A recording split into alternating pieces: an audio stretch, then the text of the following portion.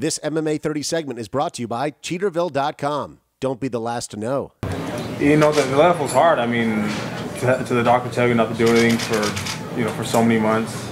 I mean, nothing wrong, like no running or anything, just because of the shake, because of the absorption of of running could possibly do something to the shoulder. I mean, that was tough.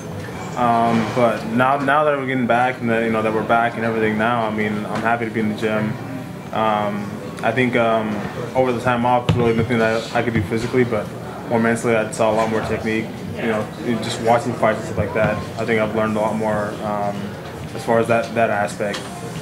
Do you believe in the concept of cage rest at all? A lot of people talk about it. Do you think that? I mean, I think it is. There is ring rust, but also with that, I mean, we train 3 days a week as far as hard sparring. So I mean, we try to eliminate as much of that as possible in on those 3 days. But I mean, it is there, but we just have to go and focus and with the game plan.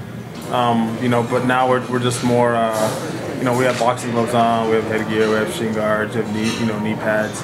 But we can go the full five rounds, 5 minutes, going hard on each other. Just if we rock somebody or we see that we got somebody with a good shot, we don't go in for the kill. That's the only difference.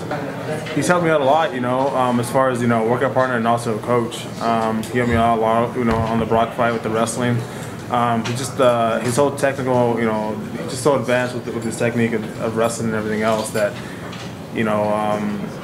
that really helped me improve, working with him. And also, he's picking up this sport up so quick that, he's a really good sparring partner as well. Well, they make each other better in a hurry, because the more high-level guys you have to work with, we've got Daniel, Cain, Mark Ellis, that are all large heavyweights that are all high-level wrestlers. And it doesn't surprise me because I see him. I train with him every day, so you can just see him getting better every day, and it's no surprise when he goes out there and does what he does. He was driven. He was driven like few people are driven. He came in. He had there's certain guys you just tell they got the fighter's mentality. He had the athleticism, fighter's mentality, and the work ethic, and just dedicated the time. You knew that he was going to go places right away.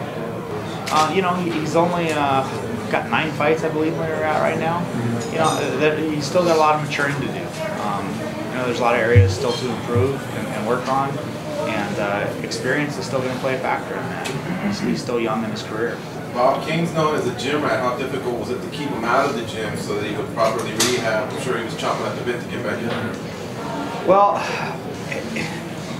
I think the best way that he did was not to come in too much until he could actually start doing something. Until you see him over there with his arm in the sling and he's kicking the bag, and he's just sitting there watching everybody else do everything. It's eating him up to not, to be on restriction and timeout, but. He did what he could, when he could, as much as he possibly could. This MMA 30 segment is brought to you by Cheaterville.com. Don't be the last to know.